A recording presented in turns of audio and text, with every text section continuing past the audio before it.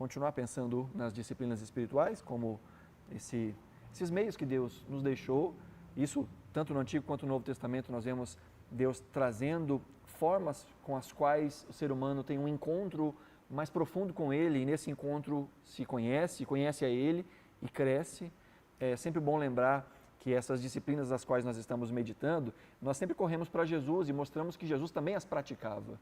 E se Jesus, sendo Deus de maneira completa e sendo um homem perfeito, praticava essas disciplinas, né, que dirá nós, também temos a necessidade profunda de crescermos nessa maturidade.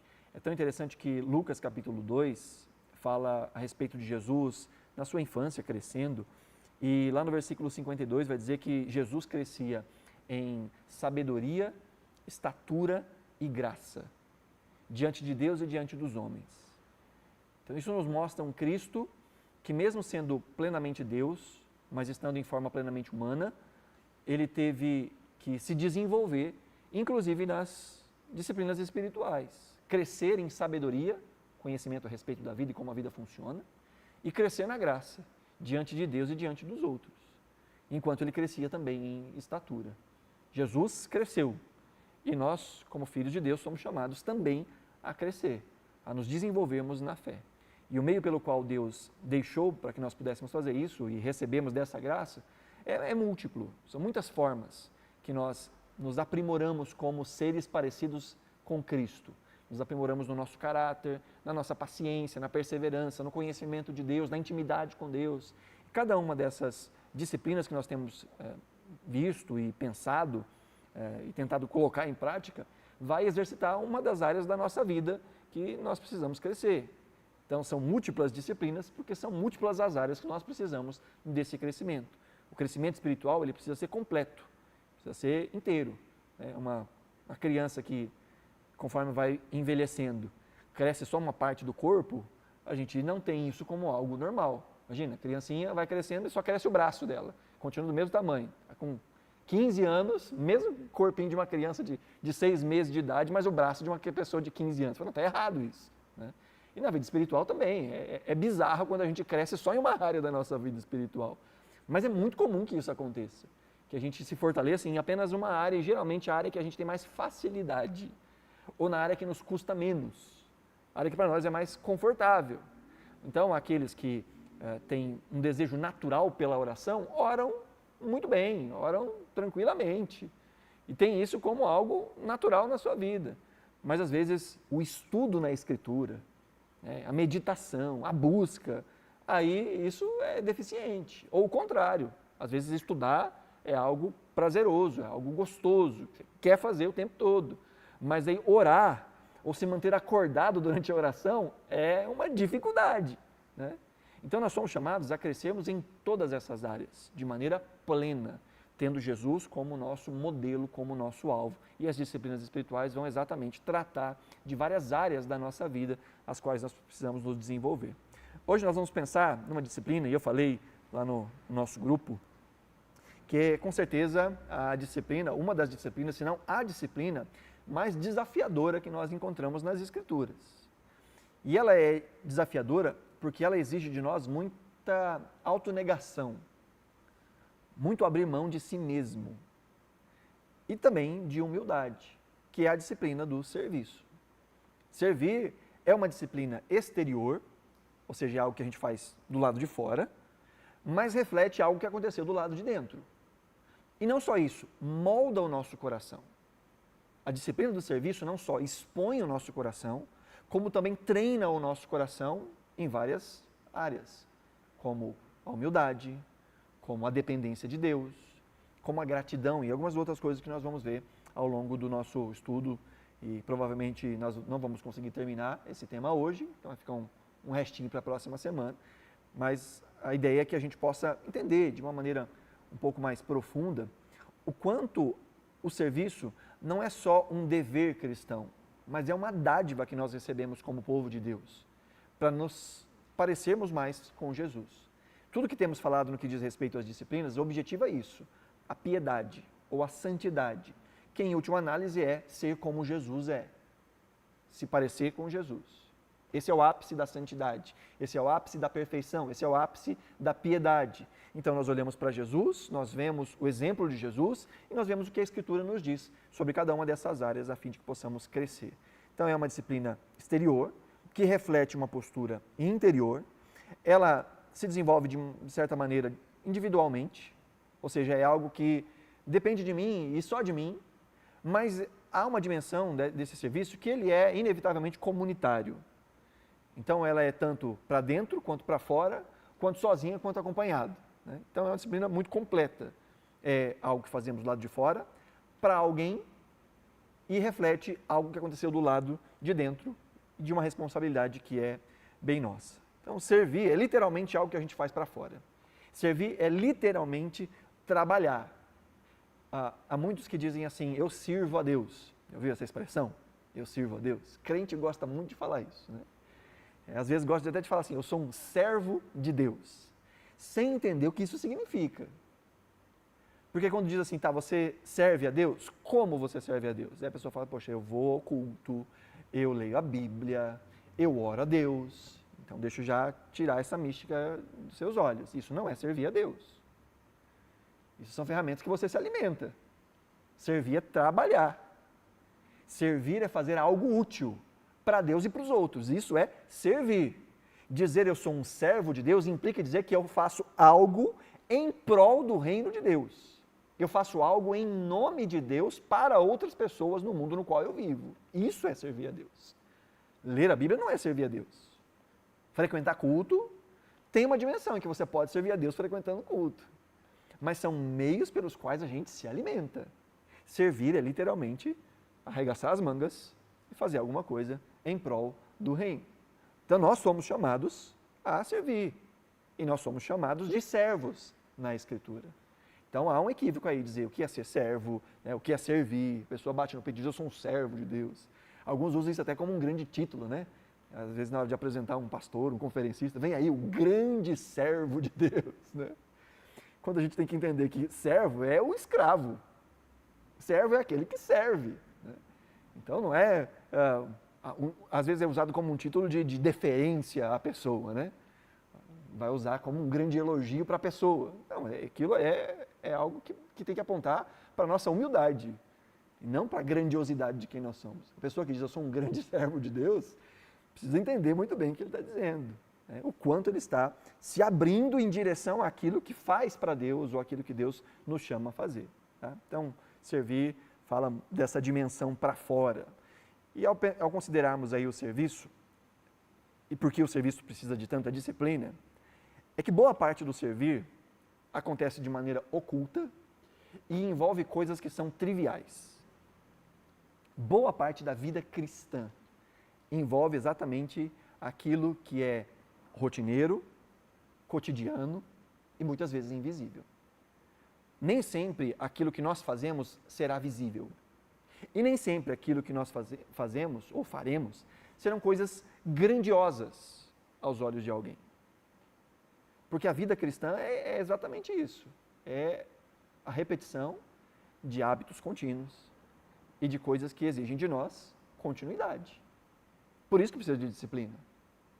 É fácil servir de maneira pontual em coisas que vão se mostrar, que vão aparecer, e que às vezes a gente vai ganhar aplausos, tapinha nas costas, agradecimento. Muito mais fácil servir nesses ambientes, onde o nosso trabalho é reconhecido, onde o nosso nome, de alguma forma, é exaltado. Mas boa parte da vida cristã e do serviço cristão acontece nos bastidores. Então, embora servir a Deus seja algo que é grandioso, geralmente não trata de coisas que são notórias, de coisas que serão aplaudidas. E frequentemente são coisas comuns, ações que nós podemos chamar de ações triviais. Então, Donald Whitney diz, a maioria dos serviços, até aquele que parece mais glamuroso, é como um iceberg. Somente os olhos de Deus veem a parte maior e oculta dele. Esse é o finalzinho de um bloco em que ele está comentando exatamente isso que eu estou dizendo. E ele começa esse bloco dizendo assim, o ministério de serviço pode ser tão público quanto a pregação ou o ensino, mas na maioria das vezes será tão isolado quanto cuidar do berçário. Aí ele continua dizendo, pode ser tão visível quanto cantar um solo, mas normalmente passará tão desapercebido quanto operar o equipamento de som para amplificar o solo. Servir pode ser tão apreciado quanto um bom testemunho em um culto de adoração, mas tipicamente é tão ingrato quanto lavar as louças depois de um programa social da igreja. Veja, todas essas coisas que ele falou são modos de servir. Pregar é um jeito de servir. Cantar é um jeito de servir. Encabeçar um trabalho social é um jeito de servir. Mas todo o suporte que envolve todas essas coisas também é um jeito de servir. E aquilo que é visível só é possível porque existe um monte de coisa invisível que acontece. Aqueles que, de alguma forma, aparecem ao servir, só podem fazer porque existe um monte de gente, sem face, muitas vezes sem nome reconhecido, sem aplausos, que está servindo tanto quanto, só que em áreas diferentes. Então, servir, muitas vezes, acontece de maneira oculta e com coisas que são triviais. Então, boa parte desse serviço, ele é oculto e trivial. Não vai gerar aplauso, na maioria das vezes nem vai gerar agradecimentos. E a carne, ela conspira contra essa falta de notoriedade. E também dessa mesmice do servir. Sabe que, como eu disse, boa parte da vida, ela fala dessa repetição. Tem um livro muito legal, não sei quem já leu, se não leu, fica a dica, se chama Liturgia do Ordinário. Fala exatamente de como Deus fala conosco nas coisas mais comuns do dia a dia. Arrumar a cama, pentear o cabelo, escovar os dentes, lavar o rosto.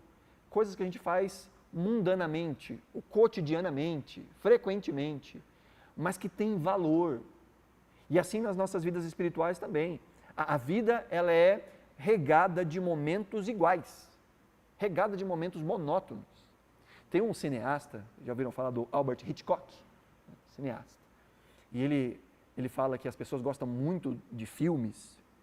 Ele diz que os filmes são a reprodução da vida, só que tirando as partes chatas. Por isso que as pessoas gostam tanto de filme. Que são a reprodução da vida, mas a gente tira todas as partes chatas e deixa só as partes legais. Né? Fala, nossa, que vida legal, que ação.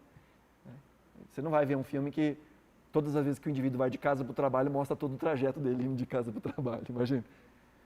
30 minutos de casa para o trabalho, aí o filme 30 minutos, ele indo, dentro do ônibus, só vendo, passando as coisas. Não vai ter isso. Filme é a reprodução da vida, mas tirando as partes chatas. E as partes chatas são a maior parte da vida. Final de semana a gente tem no final da semana, o resto é semana. Férias, eu queria tanto férias, mas a férias só é férias, porque a gente tem as não férias. Tem o dia a dia. Aí a gente valoriza esses pontos fora da curva, mas são fora da curva. E a vida é isso. E a vida espiritual também é isso. Nós temos momentos, talvez você já tenha experimentado isso, de visitações poderosas de Deus, de moveres, de toques no nosso coração, de um fervor, de algo sobrenatural, mas isso é pontual. Boa parte da vida a gente vive na obediência. Algumas vezes você sente muita vontade de colocar os joelhos no chão e orar por horas, mas isso é raro. Geralmente você vai lutar contra a sua própria carne para poder ter 15 minutinhos de oração. Boa parte da vida é assim. Às vezes uma mensagem cai no seu coração de um jeito e fala assim, Deus falou comigo. E não falou com mais ninguém, foi só comigo. Do início ao fim, cada palavra foi para mim. Mas geralmente não é assim que acontece. Amém, legal. Um dia eu uso isso. Então a vida é a sucessão de coisas normais. E a vida espiritual também. É por isso que tem gente que desiste da fé cristã. Porque acha, e infelizmente algumas comunidades de fé tentam reproduzir um tipo de vivência espiritual que ela é catársica o tempo todo. É o tempo todo. E a pessoa está cansada às vezes, né? De tanta catarse. Aí ela não consegue parar. Ela não consegue respirar. Porque ela está acostumada só com luzes, barulho, gritaria, né? Só com coisas que movimentam. Aí não consegue o silêncio. e não consegue perceber a Deus no silêncio, porque está acostumado que qualquer manifestação que ele entenda como divino precisa ser barulhenta. Às vezes precisa ser no improviso. Coisas planejadas, não. Estudadas, não. Precisa ser no improviso.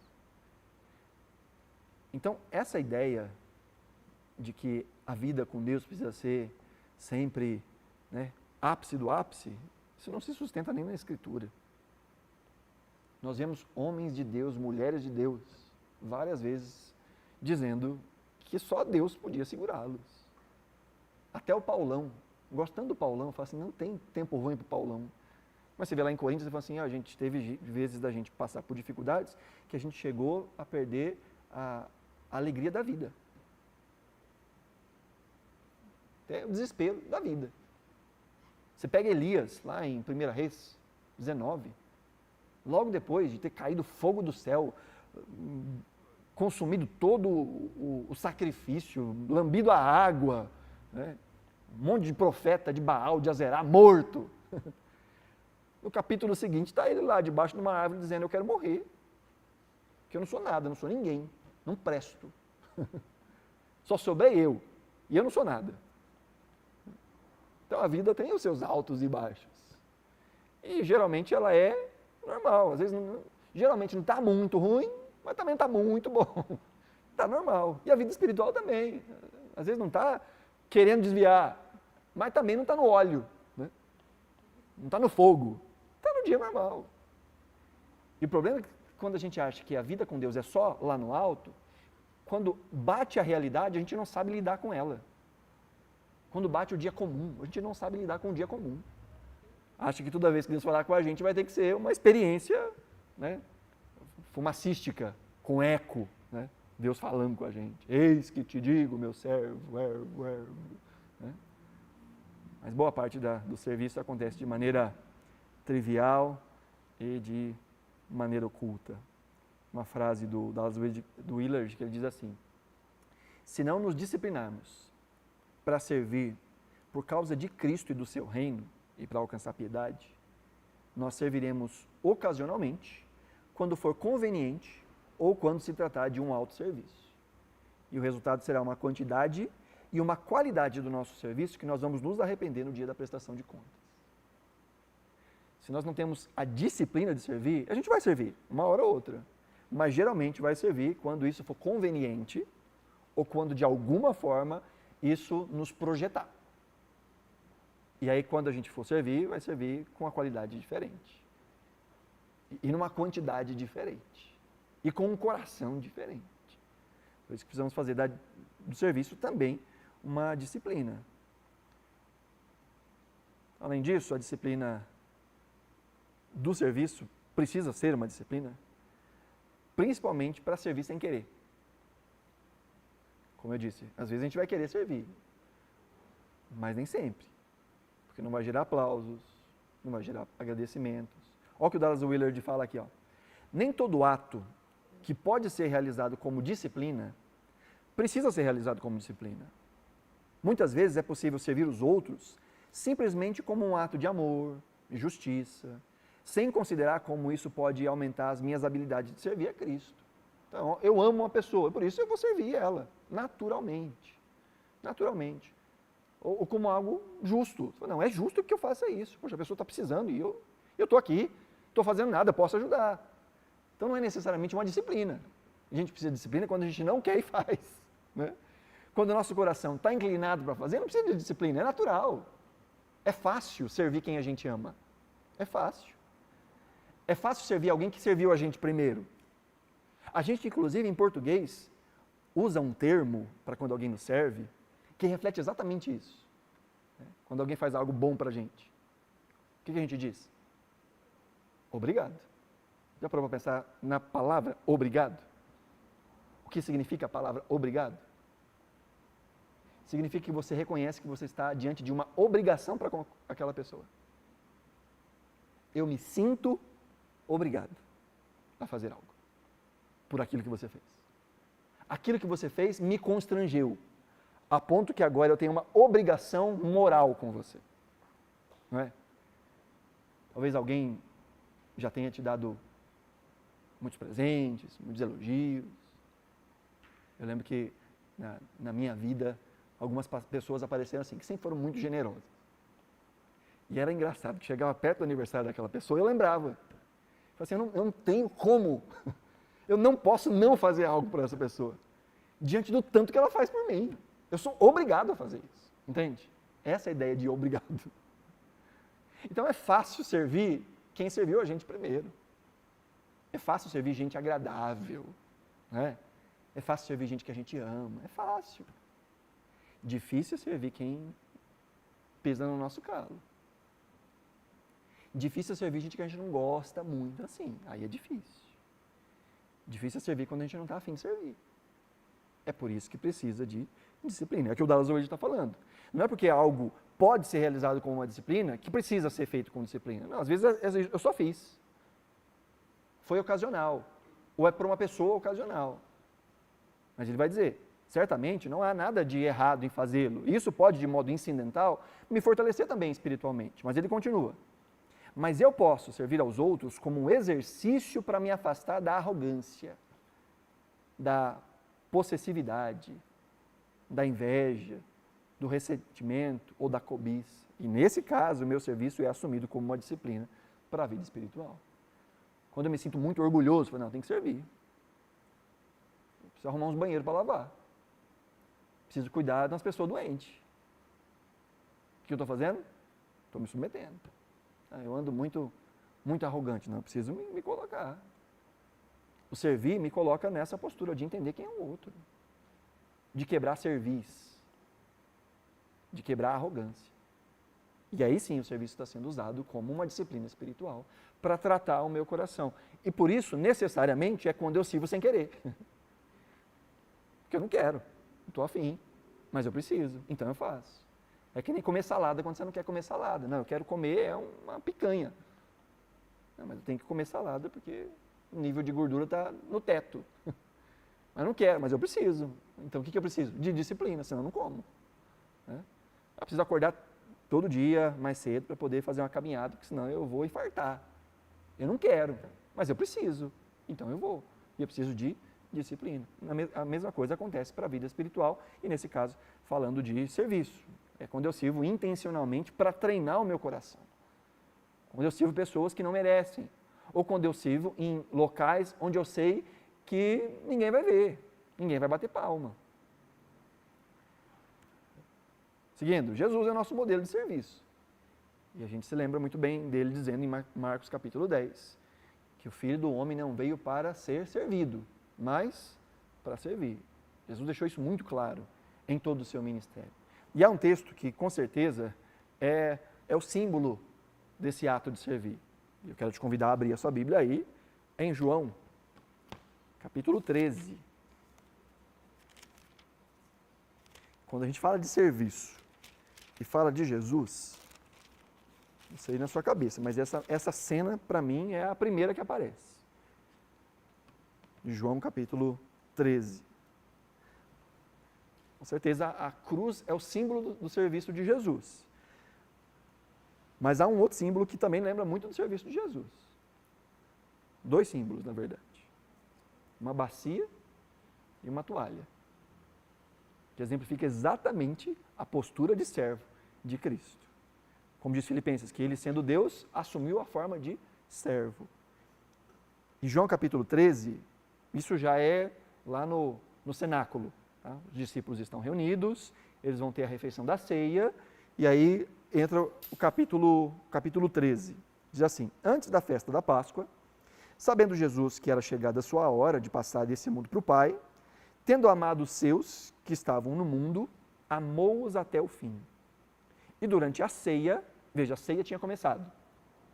A ceia da Páscoa. Aquela ceia que Jesus fala, esse pão é o meu corpo, esse vinho é o meu sangue, é desta ceia que nós estamos falando. Então a ceia já tinha começado. E é importante saber disso. Então, durante a ceia, tendo já o diabo posto no coração de Judas, filho de Simão Iscariotes, que traísse Jesus, sabendo este que o Pai tinha confiado tudo às suas mãos e que ele tinha vindo de Deus e voltava para Deus, levantou-se da ceia, tirou a vestimenta de cima e pegando uma toalha, cingiu-se com ela. Em seguida, Jesus pôs a água numa bacia e começou a lavar os pés dos discípulos e a enxugá-los com a toalha com que estava cingido. Quando se aproximou de Simão, Pedro, ele lhe perguntou: vais lavar os meus pés, Senhor? E Jesus respondeu: o que eu faço você não compreende agora, mas vai entender depois. Então Pedro disse: o Senhor nunca lavará os meus pés. Ao que Jesus respondeu: se eu não lavar, você não terá parte comigo. Então Pedro lhe pediu: Senhor, não só os pés, mas também as mãos e a cabeça. Pedro, sempre Pedro, né? Jesus respondeu: quem já se banhou não precisa lavar nada a não ser os pés, pois quanto ao mais, está tudo limpo. E vocês estão limpos, mas nem todos. Pois ele sabia quem era o traidor. Foi por isso que disse: nem todos estão limpos. Depois de lhes ter lavado os pés, Jesus pôs de novo as suas vestimentas e, voltando à mesa, perguntou-lhes. Essa é a parte importante. Ele diz: vocês compreenderam o que eu fiz? Pedro fala: vai lavar meu pé? Jesus fala assim: Pedro, você ainda não vai entender, daqui a pouco você vai entender. Ele está falando dessa explicação, né? Espera, deixa eu fazer tudo que eu tenho que fazer, depois eu te explico o que está rolando, Pedro. Vai lavar meu pé? Vou, mas espera aí que eu já vou explicar o porquê. Não, então lava pé, lava mão, lava cabeça, né? Dá um banho completo. Os pés já estão limpos. Nem todos, mas agora precisa só lavar os pés. E aí ele diz no versículo 12, vocês compreenderam o que eu lhes fiz? E olha o verso 13, aí vem o verso 13. Vocês me chamam de mestre e de senhor, e fazem bem, porque eu sou. Ora, se eu, sendo senhor e mestre, lavei os pés de vocês, também vocês devem lavar os pés uns dos outros. Porque eu lhes dei o exemplo, para que, como eu fiz, vocês façam também. Em verdade lhes digo, que o servo não é maior do que o seu senhor, nem o enviado é maior do que aquele que o enviou. Se vocês sabem essas coisas, bem-aventurados serão se as praticarem. A gente conhece muito bem esse texto, né? Que é exatamente o ensino de Jesus sobre servir. E vamos destacar aqui só alguns contextos culturais, que fica mais fácil da gente entender a profundidade daquilo que está acontecendo. O texto diz que eles já estavam ceando quando essa cena acontece. Quando a gente olha para os relatos dos evangelhos laterais, como é o caso de Lucas, por exemplo, Lucas vai dizer que enquanto eles estavam à mesa, surgiu uma contenda entre eles, em que um perguntava para Jesus e o outro perguntava para Jesus quem deles seria o maior no reino de Deus. Lembra disso? É esse rolo que está acontecendo ali. Diz lá em Lucas, capítulo, anotei aqui, Lucas 22, verso 24, que surgiu também uma discussão entre eles acerca de qual deles era considerado o maior. E Jesus disse: os reis das nações dominam sobre elas, os que exercem autoridade sobre elas são chamados de benfeitores, mas entre vocês não será assim. Ao contrário, o maior entre vocês será o mais jovem e o que governa o que mais serve. Então é nesse contexto. Durante a ceia, estão lá. Eu que vou ser o maior. Não, eu que vou ser o maior. E aí Jesus levanta e lava os pés dos discípulos. E aí, mais alguns detalhes. Quem é que lavava os pés? E aí você lembra disso, né? Quem é que lavava os pés de uma pessoa quando ela chegava na casa? Era o escravo, o menor dos escravos, né? Muitas vezes o mais jovem dos escravos, ou aquele que estava em uma posição de superioridade.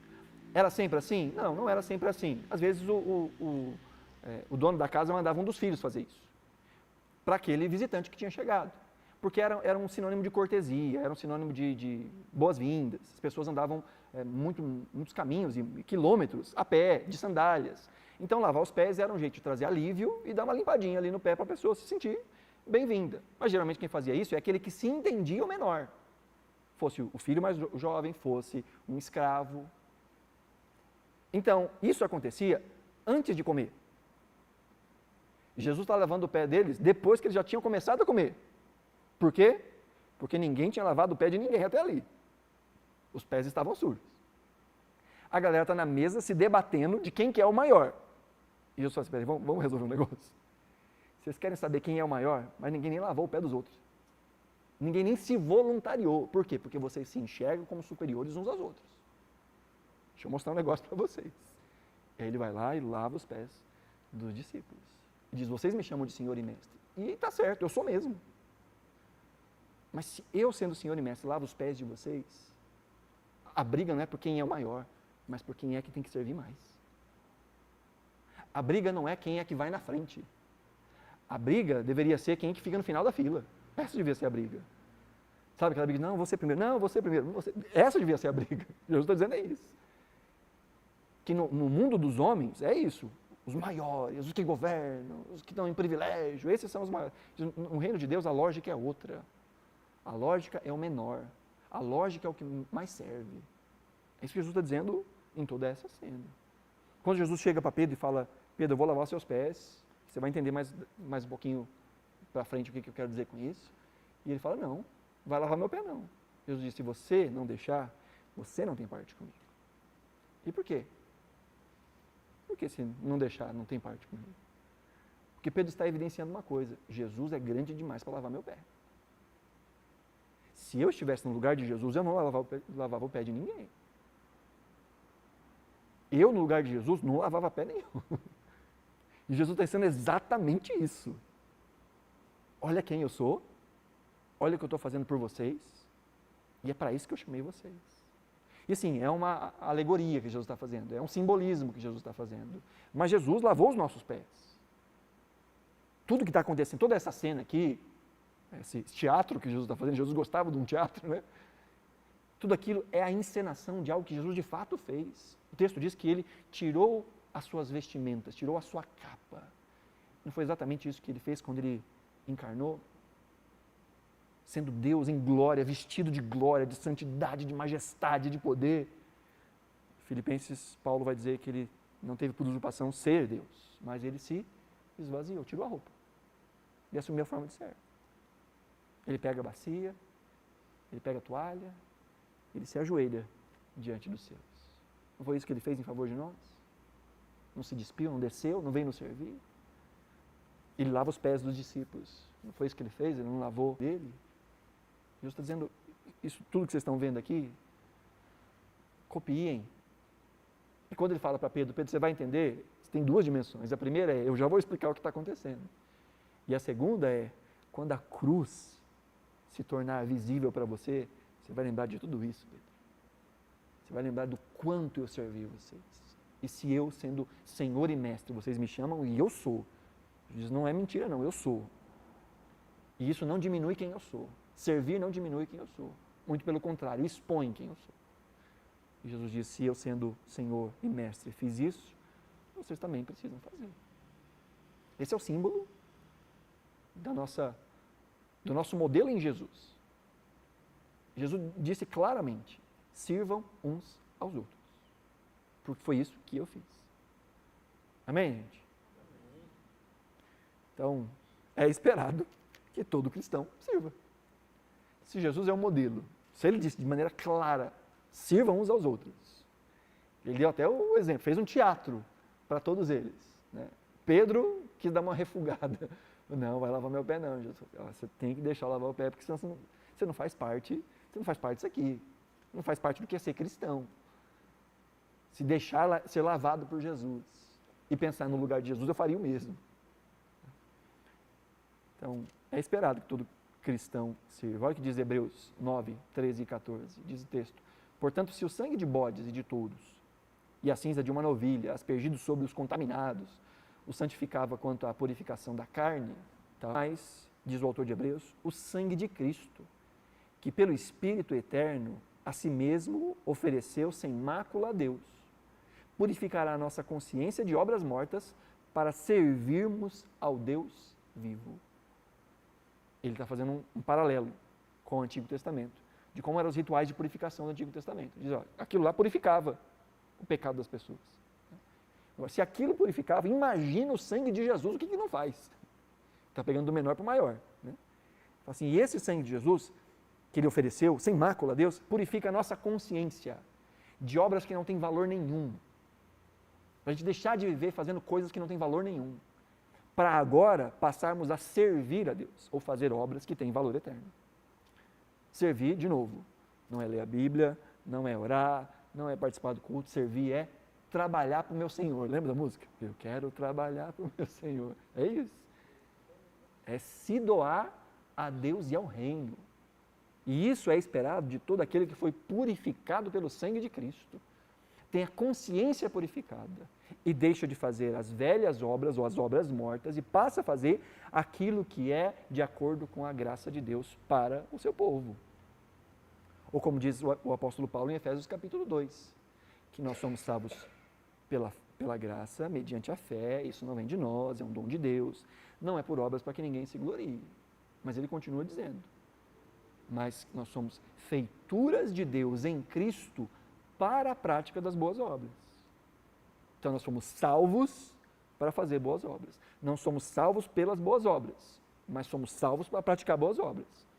Somos primeiro salvos, lavados, capacitados e agora enviados para a ação, para fazer boas obras. E boas obras falam de ações externas. Então, o texto nos fala aqui de ações que são concretas, né? Todos nós somos chamados para servir, primeiro por obediência. Jesus disse, eu servi, vocês têm que fazer o mesmo. Ele termina esse bloco aqui, como a gente viu, verso 17, ele diz, se vocês sabem essas coisas, bem-aventurados serão se as praticarem. Então, vocês já sabem, agora põem em prática. Serão felizes, porque agora vocês não estão mais cegos em relação a isso. Vocês estavam brigando quem que é o maior? Você quer ser o maior? Então você tem que ser o que mais serve. Agora vocês não estão mais cegos em relação a isso, né? E ele diz, eu sendo Senhor e Mestre, fiz isso. E ele fez. E como sendo Senhor e Mestre, o que ele manda é lei. Se eu sendo Senhor e Mestre, e nós dizemos, ele é Senhor e Mestre. E ele diz para nós, vai e faça. Então, o nosso Senhor e o nosso Mestre disse que nós temos que servir. Então, se ele disse, precisamos servir por obediência, né? Isso não é só Jesus. Desde o início, desde a Torá, Deuteronômio 13, 4, Deus falando por meio de Moisés ao povo, disse, sigam o Senhor, o seu Deus, e temam somente a Ele. Como é que eu sigo e temo a Deus? Guardem os seus mandamentos, deem ouvidos à sua voz e sirvam-no, sendo fiéis a Ele. Então, como é que eu temo a Deus e como é que eu sigo a Deus? Servindo. Uma das expressões de temer a Deus está exatamente no serviço.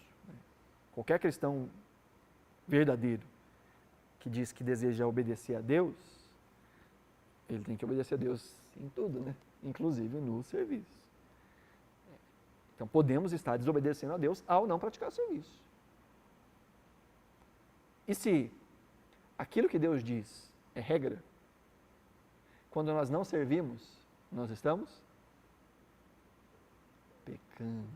Isso. Lembra do Tiagão? Aquele que sabe que deve fazer o bem e não faz, nisto também comete pecado. Então veja, servir não é só algo que nos faz crescer, que é uma bênção. Servir não é só algo que abençoa o outro. Servir é um ato de obediência a Deus. Tem um texto do John Newton.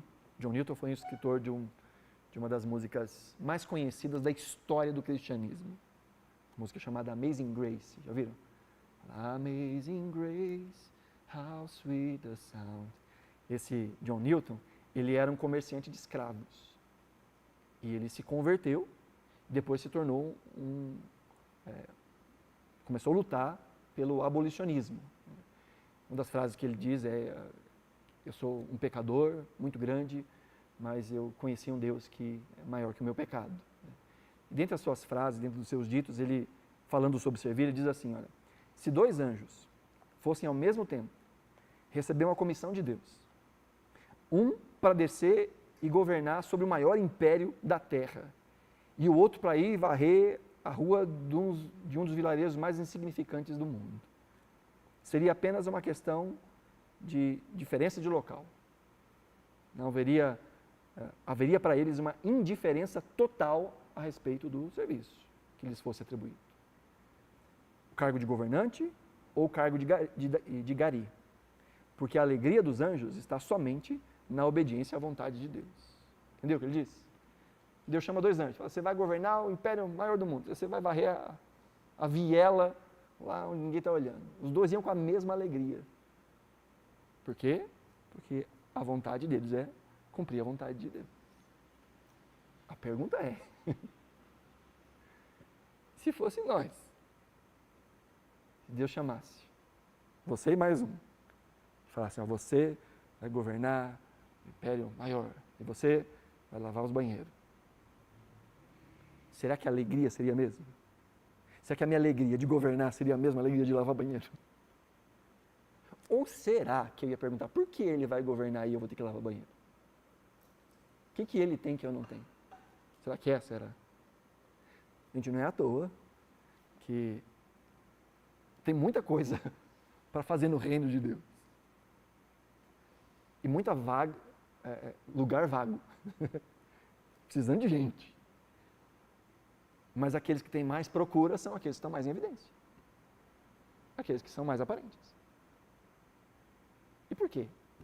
Bom, eu tenho as minhas teorias, mas aí você faz as suas teorias.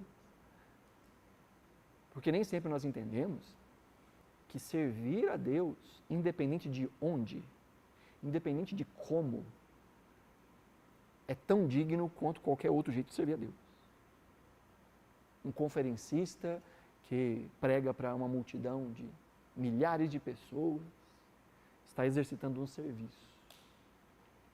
Mas a pessoa que está lá mexendo no som para que o microfone dele funcione, também está fazendo um serviço. E o dele depende do outro. A pessoa que montou os banheiros químicos para aquela conferência é tão importante quanto tudo aquilo que está fazendo. O jeito de servir é diferente. Mas se o coração está em Deus, o valor é o mesmo. E Deus olha para essas coisas de maneira igual. Então nós somos chamados a servir a Deus por obediência, mas também por gratidão. A cena que a gente vê do lava-pés de Jesus mostra exatamente isso. Jesus diz, eu lavei o pé de vocês. E isso fica claro depois na cruz. Jesus lavando os nossos pecados, lavando os nossos pés. Então, quando a gente lembra do que foi feito em nosso favor,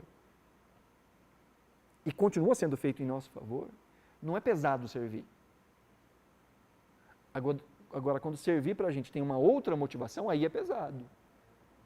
Aí eu faço e não recebo um obrigado, eu falo, nunca mais faço. Porque a minha motivação não foi gratidão a Deus. Foi no máximo uma tentativa de ajudar. E aí eu não fui recebido, não fui aplaudido, não fui abraçado, a pessoa nem obrigado falou. A gente se mata, a gente faz o que pode, né? Dá o sangue e não ganha nem um obrigado. É isso?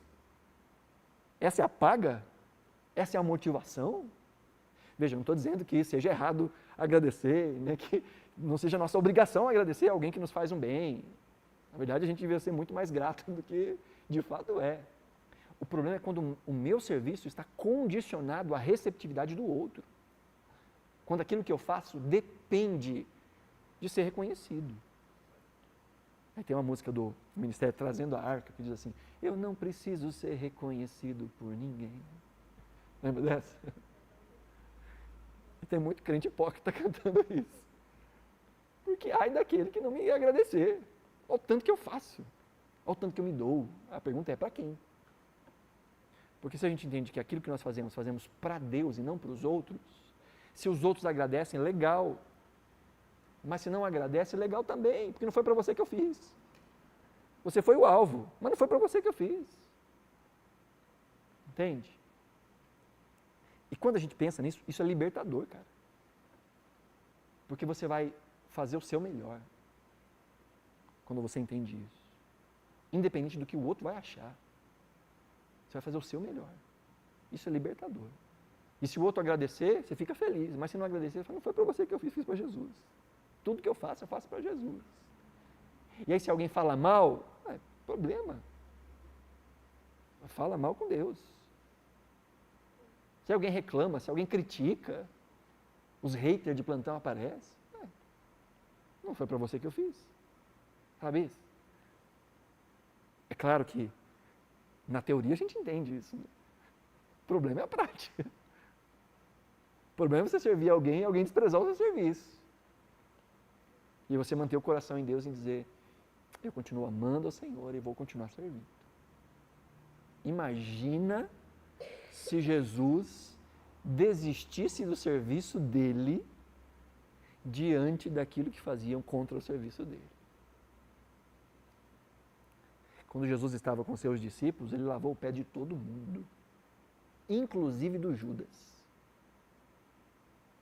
E Jesus sabia todos os passos do Judas. E ele lavou o pé. Ele sabia que o Pedrão ia negar ele 3 vezes. Ele sabia que os discípulos tudinho iam fugir. Sabia de tudo isso. Mas isso não impediu de fazer nada. Porque quando a gente entende que o nosso serviço é um ato de adoração a Deus, beneficia outras pessoas, sim, mas é um ato de adoração a Deus, a resposta das pessoas é indiferente. E mais, o resultado é indiferente. Poxa, eu fiz e não deu certo. Mas e daí? A gente é chamado a fazer o certo, ainda que não dê certo. Não é sobre resultado, é sobre fidelidade, é sobre obediência, é sobre amor, é sobre temor. Servir a Deus é temer a Deus, é amar a Deus. Então pensa naquilo que foi feito em nosso favor, na libertação, na salvação, no acesso que a gente tem a Deus, na certeza da vida eterna. Com certeza a gente serviria a Deus com uma alegria maior se o nosso serviço fosse uma resposta. Sabe aquela ideia do obrigado? Poxa, como não? Aquela pessoa me ajuda tanto. Como é que quando ela me pede uma ajudinha desse tamanho eu não vou fazer? Não tem nem cara para dizer que não. Sabe? Essa obrigação moral. De alguém que está sempre ali, te ajudando, e de repente pede um favorzinho para você. Fala, como é que eu não vou fazer isso? Não tem. Eu tenho vergonha se eu não fizer. Agora a gente está falando de pessoas, de humanos, limitados, e que falem com a gente. Agora pense no que foi feito em seu favor por Cristo. O que Cristo fez em nosso lugar. Isso deveria nos constranger a, por gratidão, responder. Então a gente serve por gratidão. Olha o texto de 1 Samuel 12, 24. Então somente temam ao Senhor e sirvam a Ele fielmente, de todo o coração. Ao finalzinho. Vejam que coisas grandiosas Ele fez por vocês. Então o chamado de Deus por meio de Samuel é temam e sirvam de todo o coração, mas como uma resposta às coisas grandiosas que Ele fez e que Ele faz nas nossas vidas. Nós somos chamados a servir também com alegria. E parece óbvio, né? Se eu sirvo por gratidão, essa gratidão vai ser regada de alegria. Salmo 100, verso 2 diz, sirvam ao Senhor com alegria. Tinha até uma canção que a gente cantava antigamente, né? Celebrai com júbilo ao Senhor, né? Servi ao Senhor com alegria, apresentai-vos a Ele com cântico. Eu sou da velha guarda. 3 formas de adoração, né? Celebrar com júbilo, servir com alegria e se apresentar com cânticos. 3 jeitos de adorar a Deus. E o servir é com alegria. O que é servir, gente? É orar? É ler a Bíblia? É ir ao culto? Servir é obedecer, é agir. Quero trabalhar para o meu Senhor. Mas com alegria. E não dá para não ser alegre se a gente entende o que foi feito em nosso favor. Dá para servir por obrigação. Quando a gente quer ganhar bênção, né? Quando a gente quer ganhar o céu. Eu não estou afim, não estou alegre, mas, poxa, se eu não fizer eu vou para o inferno. E tem muito crente que vive nessa, né? E obedece, mas com medo do capeta. Medo de ir para o inferno. Por que faz? Faz porque está com medo. Aí dá para servir sem alegria. Mas agora, quando a gente entende o que foi feito em nosso favor e que isso não depende das nossas obras, e de que nós somos salvos pela graça, não pelo nosso valor próprio, não pelo nosso desempenho, não pela nossa perfeição, não pelo nosso trabalho, não pelo nosso servir. É por isso que a gente é salvo. A gente entende isso. A gente, sendo nada, foi salvo. Sendo inimigo de Deus, foi feito em filho. Aí Deus fala assim, você pode me ajudar nisso aqui? Como não? Vou alegre. É privilégio servir a Deus, então eu vou servir a Deus com alegria.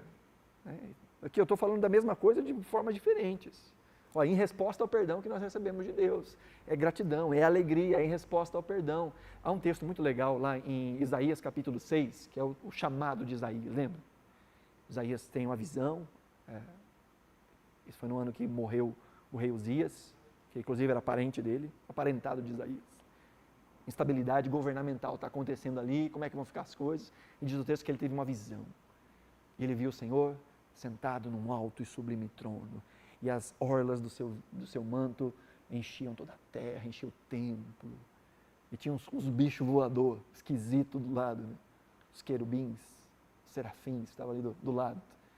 Que, de 6 asas, com 2 tampava o rosto, com 2 tampava os pés e com as outras 2 voava. E quando eles falavam, tremia o céu inteiro. Pensa na cena, né? Deus põe uns cinema de vez em quando na Bíblia, né? Em 3D para os profetas verem.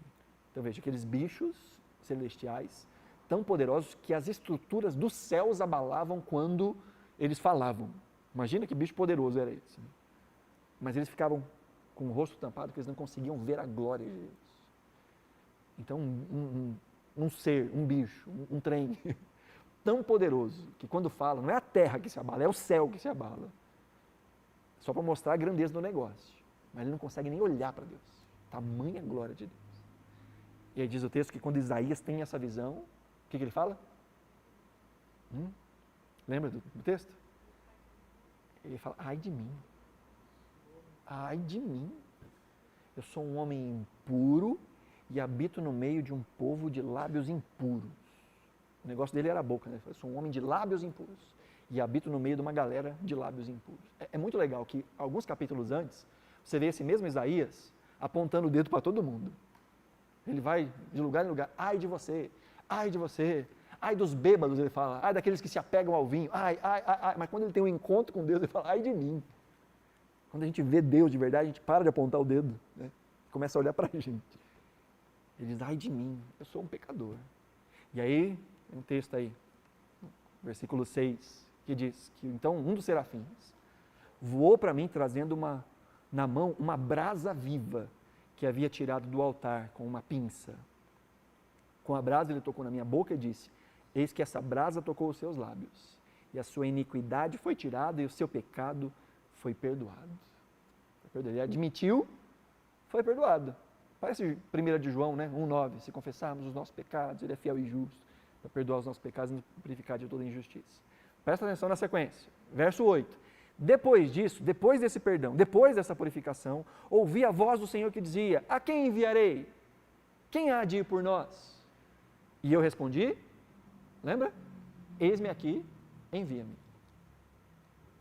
Quando é que Isaías falou isso? Depois de entender que foi perdoado. O texto mostra isso clarinho. Viu Deus, se viu, ai de mim, misericórdia, estou lascado. Deus diz, todo aquele que se vê como lascado vai ser perdoado. E foi perdoado. E agora Deus fala assim, eu tenho uns negócios que eu preciso fazer. Quem que eu posso enviar? E imagina o Isaías lá, me escolhe, me chama, estou aqui. Isso aqui é serviço. Vai proclamar. Você já leu Isaías? Já leu? Não é muito gostoso o livro, não. O ministério de Isaías não foi muito bom, não. Mais na frente aqui do capítulo 6 mesmo. Deus fala assim, eu vou te enviar. E ninguém vai te ouvir. Ninguém. E Isaías pergunta ao Senhor, até quando? Até não sobrar nada.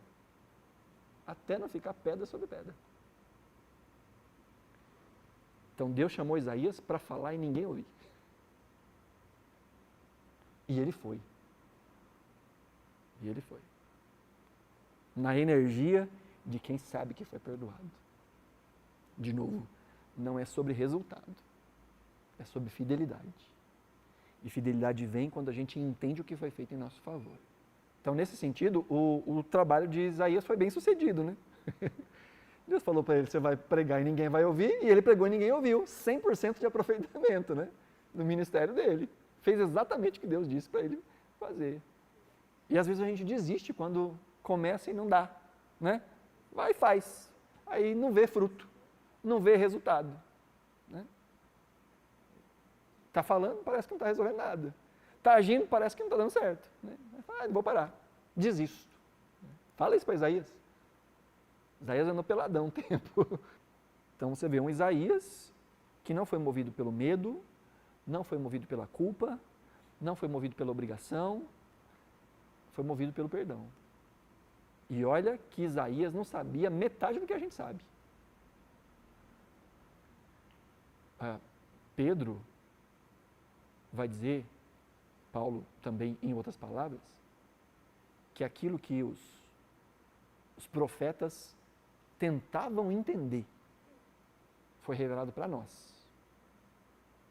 para aqueles que têm a revelação em Cristo. Aquilo que os profetas perscrutavam, Isaías não conhecia tanto da revelação quanto a gente conhece. E com um pouquinho de revelação que ele tinha, ele foi fiel até o fim, até morrer. Não foi muito bonita a morte dele também não. E foi obediente, movido pelo entendimento do perdão. Olha o que diz o Charles Spurgeon. O herdeiro dos céus serve o seu Senhor movido simplesmente por gratidão. Ele não tem salvação a ganhar, nem céu a perder. Agora, por amor ao Deus que o escolheu e que pagou o preço tão alto por sua redenção, ele deseja dispor-se inteiramente ao serviço do seu mestre. O Filho de Deus não se empenha para ganhar a vida, mas porque tem a vida. Não se empenha para ser salvo, mas porque é salvo. Essa é a motivação do Filho de Deus. Por aquilo que ele recebeu, ele age como resposta ao perdão. E por isso, vê que é uma crescente, né? Então não espera nada em troca. Não espera recompensas humanas. Não espera. Volta ao exemplo de Jesus, lavando o pezão lá de Judas. Judas não ia por todo mundo pregar o evangelho a toda a criatura, quem crer foi batizado será salvo. Judas não. Judas ia trair Jesus logo ali na frente. Judas não daria a vida dele por amor a Jesus. Ele deu a vida dele por outro motivo, por remorso, por culpa. Judas traiu Jesus de maneira hipócrita, com um beijo. E Jesus sabia tudo isso. Mas ainda assim, isso não impediu Jesus de servir Judas do mesmo jeito que ele serviu Pedro. Do mesmo jeito que ele serviu os outros apóstolos. E esses apóstolos que o negariam. Olha o que diz Filipenses 2:3. Não façam nada por interesse pessoal ou vaidade, mas por humildade, cada um considere os outros superiores a si mesmo. Parece que está ecoando lá o lava-pés, né? Tá, todo mundo, quem é o maior, quem é o maior? Bom, se tinha algum ali que não se achava maior que os outros, pelo menos se achava no mesmo nível. Porque não tinha ninguém que se achava pequeno o suficiente para lavar o pé dos outros. Teve que Jesus mostrar como é que se faz. E Paulo está dizendo, por humildade, sirva os outros. Considere o outro superior a você. Aí o Richard Foster fala do serviço farisaico. O serviço farisaico requer recompensas externas. Ele precisa saber que as pessoas veem e apreciam o esforço. Busca o aplauso humano, com a devida modéstia religiosa, é claro. O serviço farisaico se preocupa muitíssimo com os resultados e deseja avidamente ver se a pessoa servida irá retribuir da mesma forma. A carne se queixa contra o serviço, mas grita contra o serviço feito às ocultas. Ela faz de tudo para obter honra e reconhecimento. Ela irá tramar meios sutis e religiosamente aceitos de chamar a atenção para o serviço prestado. O Foster também não brinca em serviço, né? A carne já não gosta de fazer serviço. Agora, serviço às escondidas, serviço que ninguém fica sabendo, negócio que... quem fez? Não sei. Quem veio e organizou isso? Não sei. Quem deu isso? Não sei. Mas às vezes a pessoa quer fazer e mostrar. E gravar vídeo, pôr no Instagram. Olha o que eu estou fazendo. Eu falo assim, mas por que está fazendo isso? Não, isso é para poder encorajar os outros a fazer mais. Vai encontrar motivos santos para poder falar isso. Vai encontrar. Devia expor, não. Tem um amigo meu, de vez em quando faz uns jejuns malucos aí. Vários dias de jejum, sabe? E ele filma cada um dos dias de jejum que ele está fazendo. Jesus fala para, não mostra para ninguém. A não ser que a gente está fazendo jejum junto. Entramos numa campanha, vamos jejuar? Tudo bem. Agora ficar mostrando para a gente que não está nem envolvido nisso. Só o desempenho. Jesus fala, se é aplauso, já recebeu o que precisa. Eu quero servir, mas aí tem que ler o meu nome na hora dos agradecimentos. E aí se não falar meu nome, que eu não ajudo nunca mais. Falou de fulano, fulano, fulano, mas o meu nome não citou. Então quer dizer que não valoriza o meu serviço, então eu não vou fazer nunca mais. O serviço farisaico quer recompensa. O serviço farisaico quer aplauso. Busca, ainda que seja de maneira religiosa, é claro, que seja reconhecido. E por último para hoje, é movido pelo amor. Somos chamados para servir, movidos pelo amor. Gálatas 5,13 diz, porque vocês, irmãos, foram chamados à liberdade. Mas não use a liberdade para dar ocasião à carne. Pelo contrário, sejam servos uns dos outros pelo amor. Porque toda a lei se cumpre em um só preceito, a saber, ame o seu próximo como a você mesmo. Aqui está o motivo que Paulo apresenta pelo que nós temos que servir aos outros. Amor. Amor a Deus e amor ao outro. E a gente ama a Deus amando o outro. São duas coisas que caminham junto. João vai dizer, como é que eu posso dizer que eu amo a Deus, que eu não vejo, se eu não amo aquele que eu vejo? Se eu não amo aquele que está perto. João está dizendo, não faz sentido dizer que eu sirvo a Deus se eu não estou disposto a servir as pessoas que foram compradas pelo sangue de Cristo. Não dá para servir a Deus no ermo. A gente serve a Deus servindo gente, servindo pessoas, fazendo algo em prol do reino de Deus. Seja trazendo aqueles que estão fora do reino para o reino, seja fazendo com que esses que estão no reino de alguma forma se desenvolvam. E isso de maneira objetiva, de maneira subjetiva, de maneira pública, de maneira oculta, de maneira acompanhada, individual. Existem várias formas de servir. Eu sirvo fazendo, eu sirvo orando, eu sirvo falando, orando por, intercedendo por. Esse, inclusive, é um jeito de servir que ninguém consegue recusar. Esse é o único tipo de coisa que você pode fazer por outro, que o outro não tem como recusar. Você pode tentar alimentar alguém e a pessoa não querer comer. Tentar salvar alguém de um precipício e a pessoa ainda assim querer pular. Conhece a história do garotinho que chegou em casa todo arranhado? E a mãe perguntou assim, o que aconteceu, meu filho? Assim, é porque eu aprendi nos escoteiros que eu tinha que ajudar os velhinhos a atravessar a rua. Eu fui ajudar uma velhinha a atravessar a rua. E a mãe põe a mão na cabeça, meu filho, você foi atropelado? Não, é que a velhinha não queria atravessar de jeito nenhum. Aí ele volta todo arranhado para casa. Tem gente que a gente vai tentar ajudar e não vai conseguir. A pessoa não quer. Você vai dar conselho, a pessoa não quer ouvir conselho. Tentar mudar a rota, a pessoa não vai querer. Mas tem algo que a gente pode fazer que a pessoa não pode recusar. Não tem como recusar. E se ela recusar, você faz do mesmo jeito. Que é orar. Orar é um jeito de servir. Não quando eu busco oração para mim. Não quando eu estou procurando, quando eu estou intercedendo por alguém. Me colocando entre Deus e aquela pessoa. Pedindo a misericórdia de Deus em oração. Isso é um jeito de servir. Amém? Então, se nós somos chamados a servir por amor, quanto mais nós amamos a Deus, mais servimos a Deus. E quanto mais amamos os outros, mais servimos os outros. Aí tem uma frase de um pastor, que eu não gosto muito dele não, mas eu vou citar. Pastor Jean Habermas. A frase que diz assim, o nosso serviço expõe o tamanho do nosso amor. O nosso serviço, a intensidade, a qualidade e a quantidade do nosso serviço expõe o tamanho do nosso amor. Que o Senhor nos ajude a crescermos em amor. Porque crescendo em amor, inevitavelmente vamos crescer em serviço. Mas enquanto não amamos o suficiente para servir, servimos como disciplina para amar. Servimos como disciplina para que o nosso coração entenda o que foi feito por nós e como Deus nos usa como instrumentos para que esse amor seja visto na vida de outras pessoas. Então, o desafio é se nós estamos dispostos, né, a amar e a servir. Porque é esperado que a gente sirva.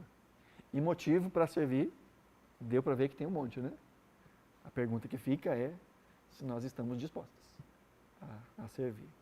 E de novo, servir não é ler a Bíblia, servir não é orar nesse sentido de orar por mim, orar, né, para mim.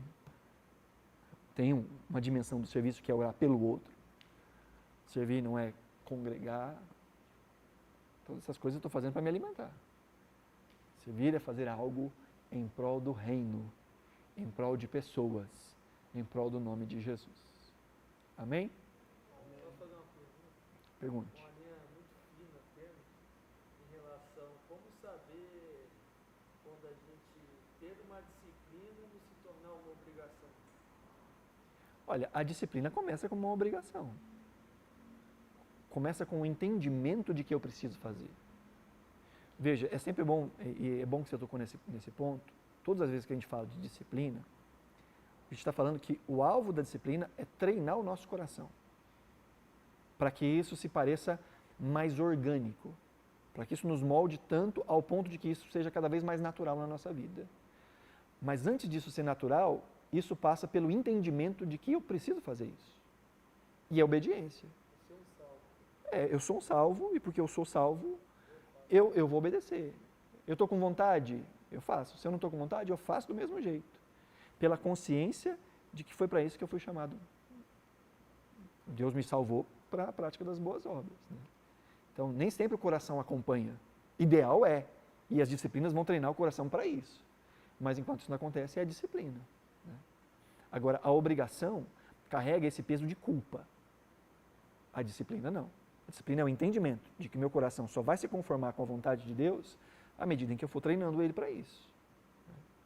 Agora, a culpa, o medo de Deus, o medo do diabo, o medo de ir para o inferno, a tentativa de ganhar alguma coisa de Deus, tudo isso é obrigação.